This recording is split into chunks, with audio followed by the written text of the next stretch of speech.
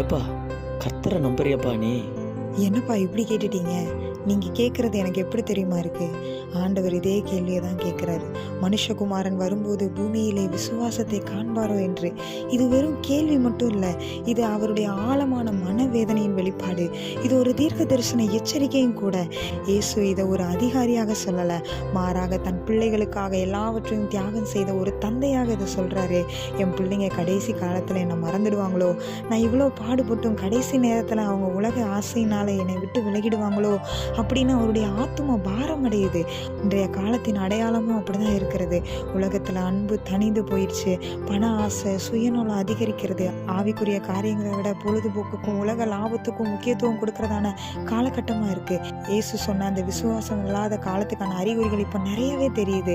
விசுவாசன்றது அவர் இருக்கிறார் என்று நம்புவது மட்டும் அல்ல, முடிவு வரை அவரோடு நிலைத்திருப்பது. உலகம் ஒரு பக்கம் போனாலும் நாம் அவர் காட்டிய பாதையில் நடப்பது.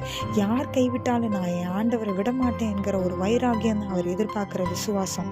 ஆண்டவர், நான் விசுவாசத்தை காண்பேனோ என்று கேட்கும்போது, ஆண்டவரே நீர் தேடி வந்த விசுவாசம் என்னிடத்துல இருக்கிறது, இதோ பாருங்கள் என்று நம் இருதயத்தை அவரிடத்துல காட்ட வேண்டும். அப்படிப்பட்ட விசுவாசத்தோடு இருக்க தேவன் நமக்கு உதவி செய்வாராக.